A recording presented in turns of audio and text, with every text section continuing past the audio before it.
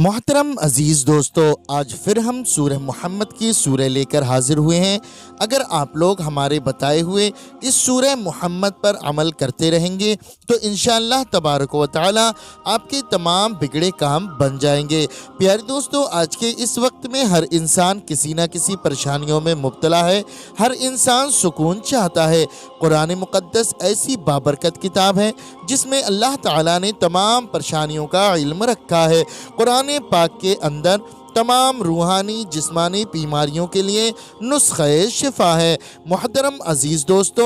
آج ہم قرآن مقدس کی بابرکت سورہ یعنی جس سورت کا نام ہمارے آقا حضرت محمد مصطفیٰ صلی اللہ تعالی علیہ وآلہ وسلم کے نام پاک سے منسوب ہے، یعنی کہ سورہ محمد کے بارے میں جانیں گے۔ پیاری دوستو، اس کے پڑھنے کے فائدے کیا کیا ہیں؟ اگر کوئی شخص سورہ محمد کو پڑھنے کی عادت بنا لیتا ہے، پڑھنا نہیں آتا ہے تو سننے کی عادت بنا لیتا ہے، تو اللہ تعالیٰ اس بابرکت سورہ کی برکت سے اللہ رب العزت بے شمار عزت سے نوازے گا۔ اگر کسی شخص کے اوپر کوئی ایسی مشکل پیش آ جائے جس کا کوئی حل نظر نہیں آتا ہو، وہ شخص پوری طریقے سے اس مشکل میں پھنس گیا ہو، اس وقت اس شخص کو چاہیے کہ چند روز تک روزانہ سورہ محمد کی تلاوت کر لیا کریں یا پھر سن لیا کریں۔ اللہ تعالیٰ اس بابرکت سورہ کی برکت سے اس کی تمام پریشانیوں کو دور فرما دے گا۔ اور اگر کسی شخص سے آپ کی دشمنی ہو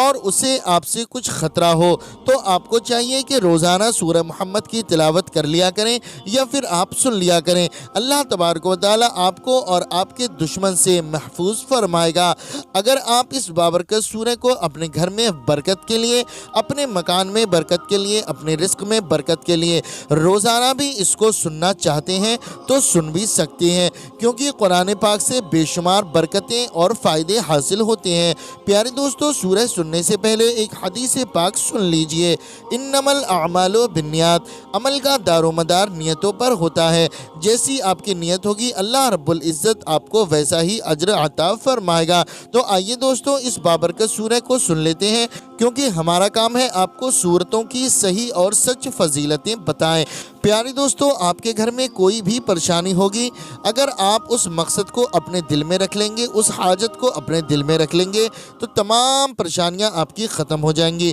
اس ویڈیو کو زیادہ لمبا نہ کرتے ہوئے اب ہم سن لیتے ہیں سورہ محمد کو، اور آپ سے گزارش ہے ابھی تک آپ لوگوں نے اس ویڈیو کو لائک نہیں کیا ہے تو اس ویڈیو کو ایک لائک کریں اور چینل کو سبسکرائب کریں، اور ثواب کی نیت سے اسے شیئر بھی ضرور کریں تاکہ آپ بھی ثواب کے مستحق ہوں۔ پیارے دوستو، آپ لوگ سنتے رہیں۔ اللہ تبارک و تعالیٰ کی بارگاہ میں دعا ہے اللہ رب العزت ہمیں اور آپ کو زیادہ سے زیادہ نمازوں کی پابندی کرنے کی توفیق عطا فرمائے، ہمارے رزق میں، کاروبار میں بے پناہ برکتیں عطا فرمائے۔ جو بھائی بہن اس ویڈیو کو دیکھ رہے ہیں، سن رہے ہیں، اللہ تبارک و تعالیٰ ان کی تمام پریشانیوں کو دور فرما کر ان کے کاروبار میں، رزق میں بے شمار برکتیں عطا فرمائے۔ جن لوگوں نے کمنٹ کے ذریعے دعاؤں کے لیے کہا ہے، اللہ تبارک و تعالیٰ ان تمام لوگوں کی نیک جائز دعاؤں کو قبول فرمائے، آمین یا رب العالمین۔ پیارے دوستو، آپ لوگ بھی کمنٹ باکس میں آمین ضرور لکھ دیں اور اپنی زبان سے بھی آمین ضرور کہہ دیں۔ اگر اللہ تبارک و تعالیٰ نے کسی ایک کے آمین کو بھی قبول فرما لیا تو یقین جانے دوستو بیڑا پار ہو جائے گا۔ آئیے دوستو، اب ہم آپ کو سنا دیتے ہیں سورہ محمد۔ بسم اللہ الرحمن الرحیم۔ الذين كفروا وصدوا عن سبيل الله أضل أعمالهم والذين آمنوا وعملوا الصالحات وآمنوا بما نزل على محمد وهو الحق من ربهم كفر عنهم سيئاتهم وأصلح بالهم ذلك بأن الذين كفروا اتبعوا الباطل وأن الذين آمنوا اتبعوا الحق من ربهم كذلك يضرب الله للناس أمثالهم فإذا لقيتم الذين كفروا فضرب الرقاب حتى إذا أثخنتموهم فشدوا الوثاق فإما منا بعد وإما فداء حتى تدع الحرب أوزارها ذلك ولو يشاء الله لانتصر منهم ولكن ليبلو بعضكم ببعض والذين قتلوا في سبيل الله فلن يضل أعمالهم سيهديهم ويصلح بالهم ويدخلهم الجنة عرفها لهم يا أيها الذين آمنوا إن تنصروا الله ينصركم ويثبت أقدامكم والذين كفروا فتعسا لهم وأضل أعمالهم ذلك بأنهم كرهوا ما أنزل الله فأحبط أعمالهم أفلم يسيروا في الأرض فينظر كيف كان عاقبة الذين من قبلهم دمر الله عليهم وللكافرين أمثالها ذلك بأن الله مولى الذين آمنوا وأن الكافرين لا مولى لهم إن الله يدخل الذين آمنوا وعملوا الصالحات جنات تجري من تحتها الأنهار والذين كفروا يتمتعون ويأكلون كما تأكل الأنعام والنار مثوى لهم وكائن من قرية هي أشد قوة من قريتك التي أخرجتك أهلكناهم فلا ناصر لهم أفمن كان على بينات من ربه كمن زجن له سوء عمله واتبعوا أهواءهم مثل الجنة التي وعد المتقون فيها أنهار من ماء غير آسن وأنهار من لبن لم يتغير طعمه وأنهار من خمر لذة للشاربين وأنهار من عسل مصفى ولهم فيها من كل الثمرات ومغفرة من ربهم كمن هو خالد في النار وسقوا ماء حميما فقطع أمعاءهم ومنهم من يستمع إليك حتى إذا خرجوا من عندك قالوا للذين أوتوا العلم ماذا قال آنفا أولئك الذين طبع الله على قلوبهم واتبعوا أهواءهم والذين اهتدوا زادهم هدى وآتاهم تقواهم فهل ينظرون إلا الساعة أن تأتيهم بغتة فقد جاء أشراتها فأنى لهم إذا جاءتهم ذكراهم فاعلم أنه لا إله إلا الله واستغفر لذنبك وللمؤمنين والمؤمنات والله يعلم متقلبكم ومثواكم ويقول الذين آمنوا لولا نزلت سورة فإذا أنزلت سورة محكمات وذكر فيها القتال رأيت الذين في قلوبهم مرض ينظرون إليك نظر المغشي عليه من الموت فأولى لهم تعتوا وقول معروف فإذا عظم الأمر فلو صدقوا الله لكان خيرا لهم فهل عسيتم إن توليتم أن تفسدوا في الأرض وتقطعوا أرحامكم أولئك الذين لعنهم الله فأصمهم وعمى أبصارهم أفلا يتدبرون القرآن أم على قلوب أقفالها إن الذين ارتدوا على أدبارهم من بعد ما تبين لهم الهدى الشيطان سول لهم وأملى لهم ذلك بأنهم قالوا للذين كرهوا ما نزل الله سنطيعكم في بعض الأمر والله يعلم إسرارهم فكيف إذا توفتهم الملائكة يضربون وجوههم وأدبارهم ذلك بأنهم اتبعوا ما أسخط الله وكرهوا رضوانه فأحبط أعمالهم أم حسب الذين في قلوبهم مرض أن لن يخرج الله أضغانهم ولو نشاء لأريناكهم فلعرفتهم بسيماهم ولتعرفنهم في لحن القول والله يعلم أعمالكم ولنبلونكم حتى نعلم المجاهدين منكم والصابرين ونبلو أخباركم إن الذين كفروا وصدوا عن سبيل الله وشاقوا الرسول من بعد ما تبين لهم الهدى لن يضروا الله شيئا وسيحبط أعمالهم يا أيها الذين آمنوا واتقوا الله واتقوا الرسول ولا تبطلوا أعمالكم إن الذين كفروا وصدوا عن سبيل الله ثم ماتوا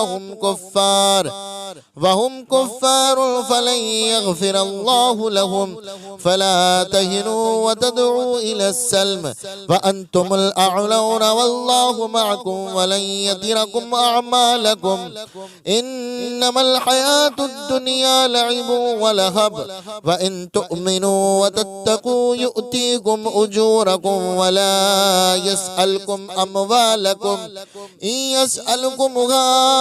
فيحفكم تبخلوا ويخرج أضغانكم ها أنتم هؤلاء تدعون لتنفقوا في سبيل الله فمنكم من يبخل ومن يبخل فإنما يبخل عن نفسه والله الغني وأنتم الفقراء وإن تتولوا يستبدل قوما غيركم ثم لا يكونوا أمثالكم بسم الله الرحمن الرحيم الذين كفروا وصدوا عن سبيل الله أضل أعمالهم والذين آمنوا وعملوا الصالحات وآمنوا بما نزل على محمد وهو الحق من ربهم كفر عنهم سيئاتهم وأصلح بالهم ذلك بأن الذين كفروا اتبعوا الباطل وأن الذين آمنوا اتبعوا الحق من ربهم كذلك يضرب الله للناس أمثالهم فإذا لقيتم الذين كفروا فضرب الرقاب حتى إذا أثخنتموهم فشدوا الوثاق فإما منا بعد وإما فداء حتى تدع الحرب أوزارها ذلك ولو يشاء الله لانتصر منهم ولكن ليبلو بعضكم ببعض والذين قتلوا في سبيل الله فلن يضل أعمالهم سيهديهم ويصلح بالهم ويدخلهم الجنة عرفها لهم يا أيها الذين آمنوا إن تنصروا الله ينصركم ويثبت أقدامكم والذين كفروا فتعسا لهم وأضل أعمالهم ذلك بأنهم كرهوا ما أنزل الله فأحبط أعمالهم أفلم يسيروا في الأرض فينظر كيف كان عاقبة الذين من قبلهم دمر الله عليهم وللكافرين أمثالها ذلك بأن الله مولى الذين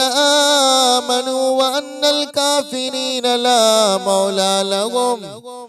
إن الله يدخل الذين آمنوا وعملوا الصالحات جنات تجري من تحتها الأنهار والذين كفروا يتمتعون ويأكلون كما تأكل الأنعام والنار مثوى لهم وكائن من قرية هي أشد قوة من قريتك التي أخرجتك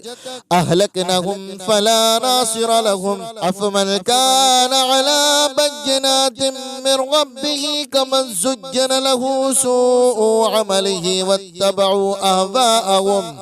مثل الجنة التي وعد المتقون فيها أنهار من ماء غير آسن وأنهار من لبن لم يتغير طعمه وأنهار من خمر لذة للشاربين وأنهار من عسل مصفى ولهم فيها من كل الثمرات ومغفرة من ربهم كمن هو خالد في النار وسقوا ماء حميما فقطع أمعاءهم ومنهم من يستمع إليك حتى إذا خرجوا من عندك قالوا للذين أوتوا العلم ماذا قال آنفا أولئك الذين طبع الله على قلوبهم واتبعوا أهواءهم والذين اهتدوا زادهم هدى وآتاهم تقواهم فهل ينظرون إلا الساعة أن تأتيهم بغتة فقد جاء أشراتها فأنى لهم إذا جاءتهم ذكراهم فاعلم أنه لا إله إلا الله واستغفر لذنبك وللمؤمنين والمؤمنات والله يعلم متقلبكم ومثواكم ويقول الذين آمنوا لولا نزلت سورة فإذا أنزلت سورة محكمات وذكر فيها القتال رأيت الذين في قلوبهم مرض ينظرون إليك نظر المغشي عليه من الموت فأولى لهم تعتوا وقول معروف فإذا عظم الأمر فلو صدقوا الله لكان خيرا لهم فهل عسيتم إن توليتم أن تفسدوا في الأرض وتقطعوا أرحامكم أولئك الذين لعنهم الله فأصمهم وعمى أبصارهم أفلا يتدبرون القرآن أم على قلوب أقفالها إن الذين ارتدوا على أدبارهم من بعد ما تبين لهم الهدى الشيطان سفل لهم وأملى لهم ذلك بأنهم قالوا للذين كرهوا ما نزل الله سنطيعكم في بعض الأمر والله يعلم إسرارهم فكيف إذا توفتهم الملائكة يضربون وجوههم وأدبارهم ذلك بأنهم اتبعوا ما أسخط الله وكرهوا رضوانه فأحبط أعمالهم أم حسب الذين في قلوبهم مرض أن لن يخرج الله أضغانهم ولو نشاء لأريناكهم فلعرفتهم بسيماهم ولتعرفنهم في لحن القول والله يعلم أعمالكم ولنبلونكم حتى نعلم المجاهدين منكم والصابرين والصابرين ونبلو أخباركم. إن الذين كفروا وصدوا عن سبيل الله وشاقوا الرسول من بعد ما تبين لهم الهدى لن يضروا الله شيئا وسيحبط أعمالهم. يا أيها الذين آمنوا واتقوا الله واتقوا الرسول ولا تبطلوا أعمالكم. إن الذين كفروا وصدوا عن سبيل الله ثم ماتوا وهم كفار فلن يغفر الله لهم. فلا تهنوا وتدعوا إلى السلم وأنتم الأعلون والله معكم ولن يتركم أعمالكم. إنما الحياة الدنيا لعب ولهب وإن تؤمنوا وتتقوا يؤتيكم أجوركم ولا يسألكم أموالكم. إن يسألكمها فيحفكم تبخلوا ويخرج أدغانكم. ها أنتم هؤلاء تدعون لتنفقوا في سبيل الله فمنكم من يبخل ومن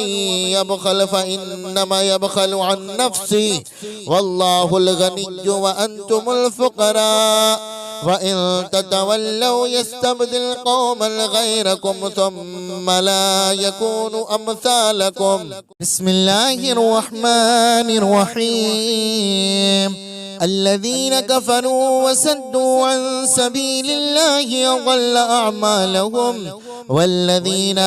آمنوا وعملوا الصالحات وآمنوا بما نزل على محمد وهو الحق من ربهم كفر عنهم سيئاتهم وأصلح بالهم. ذلك بأن الذين كفروا اتبعوا الباطل وأن الذين آمنوا اتبعوا الحق من ربهم. كذلك يضرب الله للناس أمثالهم. فإذا لقيتم الذين كفروا فضرب الرقاب حتى إذا أثخنتموهم فشدوا الوثاق فإما منا بعد وإما فداء حتى تدع الحرب أوزارها. ذلك ولو يشاء الله لانتصر منهم ولكن ليبلو بعضكم ببعض. والذين قتلوا في سبيل الله فلن يضل أعمالهم سيهديهم ويصلح بالهم ويدخلهم الجنة عرفها لهم. يا أيها الذين آمنوا إن تنصروا الله ينصركم ويثبت أقدامكم. والذين كفروا فتعسا لهم وأضل أعمالهم. ذلك بأنهم كرهوا ما أنزل الله فأحبط أعمالهم. أفلم يسيروا في الأرض فينظر كيف كان عاقبة الذين من قبلهم دمر الله عليهم وللكافرين أمثالها. ذلك بأن الله مولى الذين آمنوا وأن الكافرين لا مولى لهم. إن الله يدخل الذين آمنوا وعملوا الصالحات جنات تجري من تحتها الأنهار. والذين كفروا يتمتعون ويأكلون كما تأكل الأنعام والنار مثوى لهم. وكائن من قرية هي أشد قوة من قريتك التي أخرجتك أهلكناهم فلا ناصر لهم. أفمن كان على بينات من ربه كمن زين له سوء عمله واتبعوا أهواءهم. مثل الجنة التي وعد المتقون فيها أنهار من ماء غير آسن وأنهار من لبن لم يتغير طعمه وأنهار من خمر لذة للشاربين وأنهار من من عسل مصفى ولهم فيها من كل الثمرات ومغفرة من ربهم كمن هو خالد في النار وسقوا ماء حميما فقطع أمعاءهم ومنهم من يستمع إليك حتى إذا خرجوا من عندك قالوا للذين أوتوا العلم ماذا قال آنفا أولئك الذين طبع الله على قلوبهم واتبعوا أهواءهم والذين اهتدوا زادهم هدى وآتاهم تقواهم فهل ينظرون إلا الساعة أن تأتيهم بغتة فقد جاء أشراتها فأنى لهم إذا جاءتهم ذكراهم فاعلم أنه لا إله إلا الله واستغفر لذنبك وللمؤمنين والمؤمنات والله يعلم متقلبكم ومثواكم ويقول الذين آمنوا لولا نزلت سورة فإذا أنزلت سورة محكمات وذكر فيها القتال رأيت الذين في قلوبهم مرض ينظرون إليك نظر المغشي عليه من الموت فأولى لهم تعتوا وقول معروف فإذا عظم الأمر فلو صدقوا الله لكان خيرا لهم فهل عسيتم إن توليتم أن تفسدوا في الأرض وتقطعوا أرحامكم أولئك الذين لعنهم الله فأصمهم وعمى أبصارهم أفلا يتدبرون القرآن أم على قلوب أقفالها إن الذين ارتدوا على أدبارهم من بعد ما تبين لهم الهدى الشيطان سفل لهم وأملى لهم ذلك بأنهم قالوا للذين كرهوا ما نزل الله سنطيعكم في بعض الأمر والله يعلم إسرارهم فكيف إذا توفتهم الملائكة يضربون وجوههم وأدبارهم ذلك بأنهم اتبعوا ما أسخط الله وكرهوا رضوانه فأحبط أعمالهم أم حسب الذين في قلوبهم مرض أن لن يخرج الله أضغانهم ولو نشاء لأريناكهم فلعرفتهم بسيماهم ولتعرفنهم في لحن القول والله يعلم أعمالكم ولنبلونكم حتى نعلم المجاهدين منكم والصابرين ونبلو أخباركم إن الذين كفروا وسدوا عن سبيل الله وشاقوا الرسول من بعد ما تبين لهم الهدى لن يضروا الله شيئا وسيحبط أعمالهم يا أيها الذين آمنوا واتقوا الله واتقوا الرسول ولا تبطلوا أعمالكم إن الذين كفروا وسدوا عن سبيل الله ثم ماتوا وهم كفار فلن يغفر الله لهم فلا تهنوا وتدعوا إلى السلم وأنتم الأعلون والله معكم ولن يضركم أعمالكم إنما الحياة الدنيا لعب ولهب وإن تؤمنوا وتتقوا يؤتيكم أجوركم ولا يسألكم أموالكم إن يسألكمها فيحفكم تبخلوا ويخرج أضغانكم ها أنتم هؤلاء تدعون لتنفقوا في سبيل الله فمنكم من يبخل ومن يبخل فإنما يبخل عن نفسه والله الغني وأنتم الفقراء وإن تتولوا يستبدل قوما غيركم ثم لا يكونوا أمثالكم. بسم الله الرحمن الرحيم. الذين كفروا وسدوا عن سبيل الله أضل أعمالهم والذين آمنوا وعملوا الصالحات وآمنوا بما نزل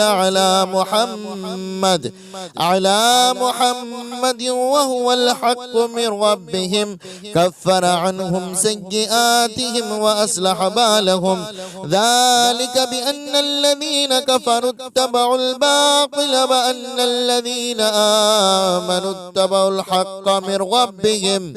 كذلك يضرب الله للناس أمثالهم فإذا لقيتم الذين كفروا فضرب الرقاب حتى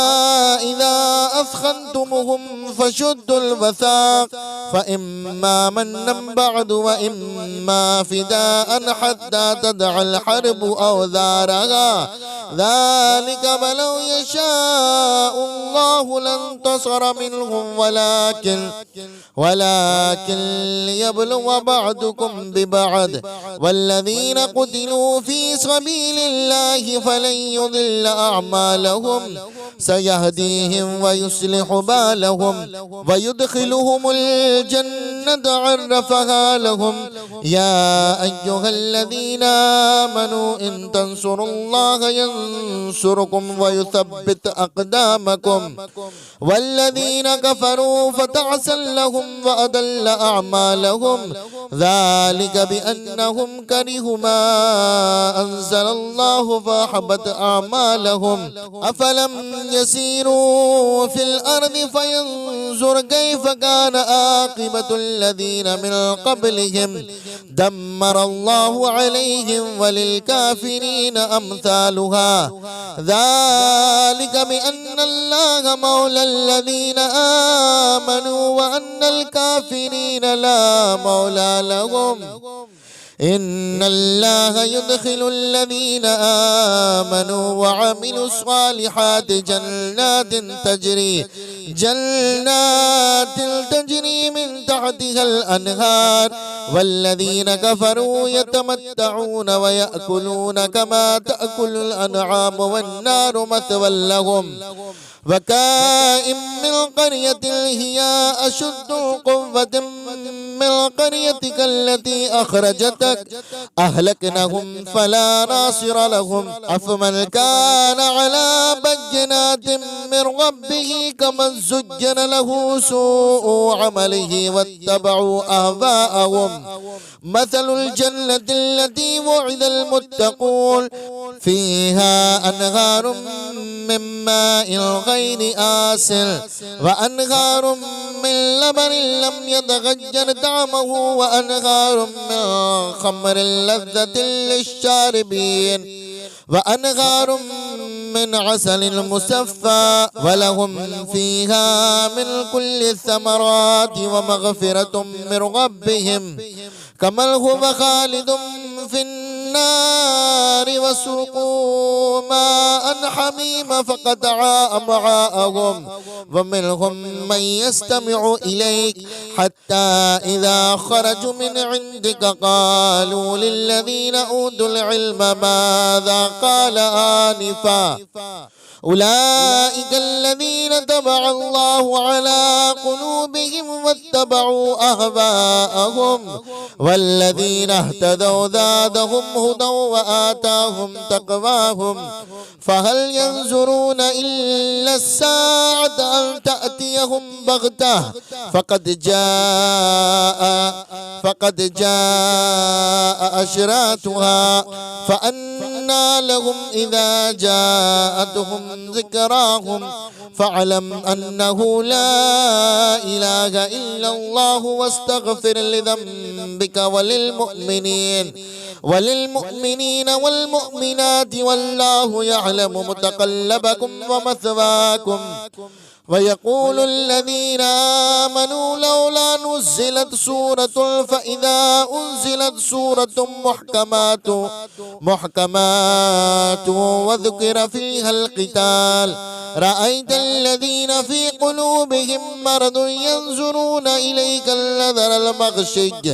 نظر المغشي عليه من الموت فأولى لهم طاعة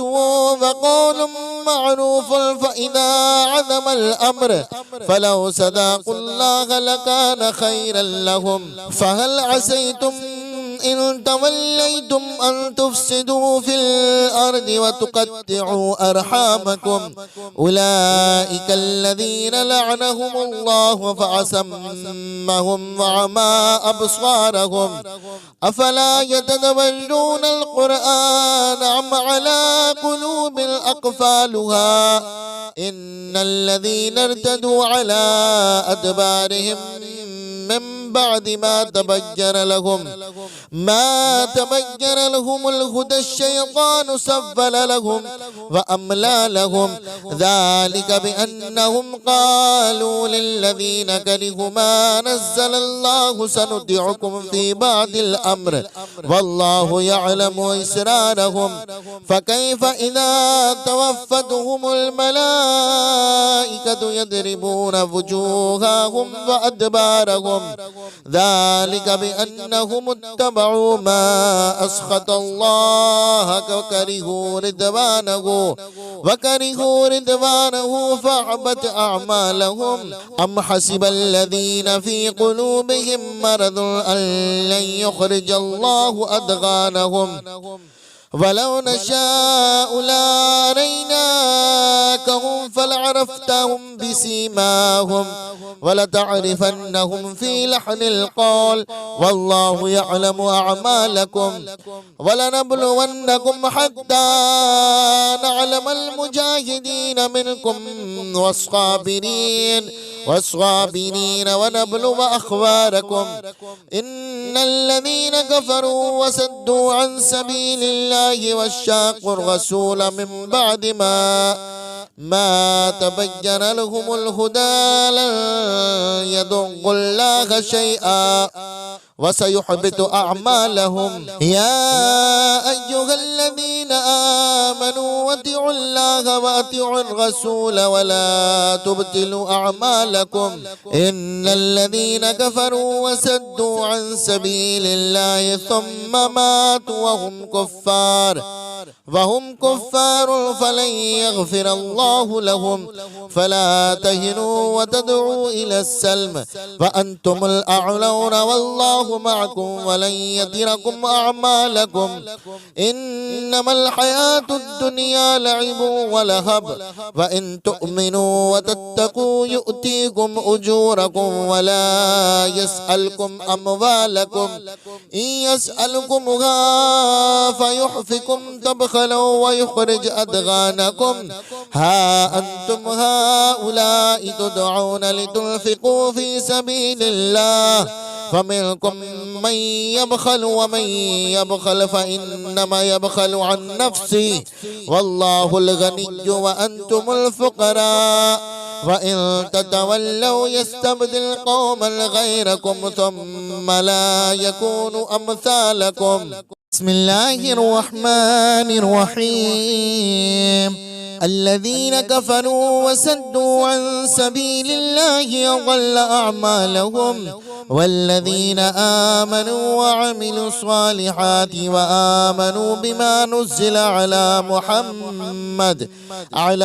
محمد وهو الحق من ربهم كفر عنهم سيئاتهم وأصلح بالهم ذلك بأن الذين كفروا اتبعوا الباطل وأن الذين آمنوا اتبعوا الحق من ربهم كذلك يضرب الله للناس أمثالهم فإذا لقيتم الذين كفروا فضرب الرقاب حتى إذا أثخنتموهم فشدوا الوثاق فإما منا بعد وإما فداء حتى تدع الحرب أوزارها ذلك ولو يشاء الله لانتصر منهم ولكن ليبلو بعضكم ببعض والذين قتلوا في سبيل الله فلن يضل أعمالهم سيهديهم ويصلح بالهم ويدخلهم الجنة عرفها لهم يا أيها الذين آمنوا إن تنصروا الله ينصركم ويثبت أقدامكم والذين كفروا فتعسا لهم وأضل أعمالهم ذلك بأنهم كرهوا ما أنزل الله فأحبط أعمالهم أفلم يسيروا في الأرض فينظر كيف كان عاقبة الذين من قبلهم دمر الله عليهم وللكافرين أمثالها ذلك بأن الله مولى الذين آمنوا وأن الكافرين لا مولى لهم إن الله يدخل الذين آمنوا وعملوا الصالحات جنات تجري من تحتها الأنهار والذين كفروا يتمتعون ويأكلون كما تأكل الأنعام والنار مثوى لهم وكائن من قرية هي أشد قوة من قريتك التي أخرجتك أهلكناهم فلا ناصر لهم أفمن كان على بينات من ربه كمن زجن له سوء عمله واتبعوا أهواءهم مثل الجنة التي وعد المتقون فيها أنهار من ماء غير آسن وأنهار من لبن لم يتغير طعمه وأنهار من خمر لذة للشاربين وأنهار من عسل مصفى ولهم فيها من كل الثمرات ومغفرة من ربهم كمن هو خالد في النار وسقوا ماء حميما فقطع أمعاءهم ومنهم من يستمع إليك حتى إذا خرجوا من عندك قالوا للذين أوتوا العلم ماذا قال آنفا أولئك الذين طبع الله على قلوبهم واتبعوا أهواءهم والذين اهتدوا زادهم هدى وآتاهم تقواهم فهل ينظرون إلا الساعة أن تأتيهم بغتة فقد جاء أشراتها فأنى لهم إذا جاءتهم ذكراهم فاعلم أنه لا إله إلا الله واستغفر لذنبك وللمؤمنين والمؤمنات والله يعلم متقلبكم ومثواكم ويقول الذين آمنوا لولا نزلت سورة فإذا أنزلت سورة محكمات وذكر فيها القتال رأيت الذين في قلوبهم مرض ينظرون إليك نظر المغشي عليه من الموت فأولى لهم تعتوا وقول معروف فإذا عظم الأمر فلو صدقوا الله لكان خيرا لهم فهل عسيتم إن توليتم أن تفسدوا في الأرض وتقطعوا أرحامكم أولئك الذين لعنهم الله فأصمهم وعمى أبصارهم أفلا يتدبرون القرآن أم على قلوب أقفالها إن الذين ارتدوا على أدبارهم من بعد ما تبين لهم الهدى الشيطان سول لهم وأملى لهم ذلك بأنهم قالوا للذين كرهوا ما نزل الله سنطيعكم في بعض الأمر والله يعلم إسرارهم فكيف إذا توفتهم الملائكة يضربون وجوههم وأدبارهم ذلك بأنهم اتبعوا ما أسخط الله وكرهوا رضوانه فأحبط أعمالهم أم حسب الذين في قلوبهم مرض أن لن يخرج الله أضغانهم ولو نشاء لأريناكهم فلعرفتهم بسيماهم ولتعرفنهم في لحن القول والله يعلم أعمالكم ولنبلونكم حتى نعلم المجاهدين منكم والصابرين ونبلو أخباركم إن الذين كفروا وصدوا عن سبيل الله وشاقوا الرسول من بعد ما تبين لهم الهدى لن يضروا الله شيئا وسيحبط أعمالهم يا أيها الذين آمنوا أطيعوا الله وأطيعوا الرسول ولا تبطلوا أعمالكم إن الذين كفروا وصدوا عن سبيل الله ثم ماتوا وهم كفار فلن يغفر الله لهم فلا تهنوا وتدعوا إلى السلم وأنتم الأعلون والله معكم ولن يتركم أعمالكم إنما الحياة الدنيا لعب ولهب وإن تؤمنوا وتتقوا يؤتيكم أجوركم ولا يسألكم أموالكم إن يسألكمها فيحفكم تبخلوا ويخرج أضغانكم ها أنتم هؤلاء تدعون لتنفقوا في سبيل الله فمنكم من يبخل ومن يبخل فإنما يبخل عن نفسه والله الغني وأنتم الفقراء وإن تتولوا يستبدل قوما غيركم ثم لا يكونوا أمثالكم بسم الله الرحمن الرحيم الذين كفروا وصدوا عن سبيل الله أضل أعمالهم والذين آمنوا وعملوا الصالحات وآمنوا بما نزل على محمد وهو الحق من ربهم كفر عنهم سيئاتهم وأصلح بالهم ذلك بأن الذين كفروا اتبعوا الباطل وأن الذين آمنوا اتبعوا الحق من ربهم كذلك يضرب الله للناس أمثالهم فإذا لقيتم الذين كفروا فضرب الرقاب حتى إذا أثخنتموهم فشدوا الوثاق فإما منا بعد وإما فداء حتى تدع الحرب أوزارها ذلك ولو يشاء الله لانتصر منهم ولكن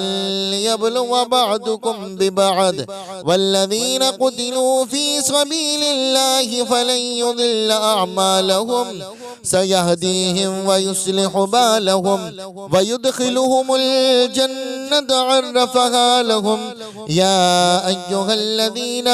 آمنوا إن تنصروا الله ينصركم ويثبت أقدامكم والذين كفروا فتعسا لهم وأضل أعمالهم ذلك بأنهم كرهوا ما أنزل الله فأحبط أعمالهم أفلم يسيروا في الأرض فينظر كيف كان عاقبة الذين من قبلهم دمر الله عليهم وللكافرين أمثالها ذلك بأن الله مولى الذين آمنوا وأن الكافرين لا مولى لهم إن الله يدخل الذين آمنوا وعملوا الصالحات جنات تجري من تحتها الأنهار والذين كفروا يتمتعون ويأكلون كما تأكل الأنعام والنار مثوى لهم وكائن من قرية هي أشد قوة من قريتك التي أخرجتك أهلكناهم فلا ناصر لهم أفمن كان على بينات من ربه كمن زين له سوء عمله واتبعوا أهواءهم مثل الجنة التي وعد المتقون فيها أنهار من ماء غير آسن وأنهار من لبن لم يتغير طعمه وأنهار من خمر لذة للشاربين وأنهار من عسل مصفى ولهم فيها من كل الثمرات ومغفرة من ربهم كمن هو خالد في النار وسقوا ماء حميما فقطع أمعاءهم ومنهم من يستمع إليك حتى إذا خرجوا من عندك قالوا للذين أوتوا العلم ماذا قال آنفا أولئك الذين طبع الله على قلوبهم واتبعوا أهواءهم والذين اهتدوا زادهم هدى وآتاهم تقواهم فهل ينظرون إلا الساعة أن تأتيهم بغتة فقد جاء أشراتها فأنى لهم إذا جاءتهم ذكراهم فاعلم أنه لا إله إلا الله واستغفر لذنبك وللمؤمنين والمؤمنات والله يعلم متقلبكم ومثواكم ويقول الذين آمنوا لولا نزلت سورة فإذا أنزلت سورة محكمات وذكر فيها القتال رأيت الذين في قلوبهم مرض ينظرون إليك نظر المغشي عليه من الموت فأولى لهم تعتوا وقول معروف فإذا عظم الأمر فلو صدقوا الله لكان خيرا لهم فهل عسيتم إن توليتم أن تفسدوا في الأرض وتقطعوا أرحامكم أولئك الذين لعنهم الله فأصمهم وعمى أبصارهم أفلا يتدبرون القرآن أم على قلوب أقفالها إن الذين ارتدوا على أدبارهم من بعد ما تبين لهم الهدى الشيطان سفل لهم وأملى لهم ذلك بأنهم قالوا للذين كرهوا ما نزل الله سنطيعكم في بعض الأمر والله يعلم إسرارهم فكيف إذا توفتهم الملائكة يضربون وجوههم وأدبارهم ذلك بأنهم اتبعوا ما أسخط الله وكرهوا رضوانه فأحبط أعمالهم أم حسب الذين في قلوبهم مرض أن لن يخرج الله أضغانهم ولو نشاء لأريناكهم فلعرفتهم بسيماهم ولتعرفنهم في لحن القول والله يعلم أعمالكم ولنبلونكم حتى نعلم المجاهدين منكم والصابرين والصابرين ونبلو أخباركم إن الذين كفروا وصدوا عن سبيل الله وشاقوا الرسول من بعد ما تبين لهم الهدى لن يضروا الله شيئا وسيحبط أعمالهم يا أيها الذين آمنوا واتقوا الله واتقوا الرسول ولا تبطلوا أعمالكم إن الذين كفروا وصدوا عن سبيل الله ثم ماتوا وهم كفار فلن يغفر الله لهم فلا تهنوا وتدعوا إلى السلم وأنتم الأعلون والله معكم ولن يتركم أعمالكم إنما الحياة الدنيا لعب ولهب وإن تؤمنوا وتتقوا يؤتيكم أجوركم ولا يسألكم أموالكم إن يسألكمها فيحفكم تبخلوا ويخرج أدغانكم ها أنتم هؤلاء تدعون لتنفقوا في سبيل الله فمنكم من يبخل ومن يبخل فإنما يبخل عن نفسه والله الغني وأنتم الفقراء وإن تتولوا يستبدل قوما غيركم ثم لا يكونوا أمثالكم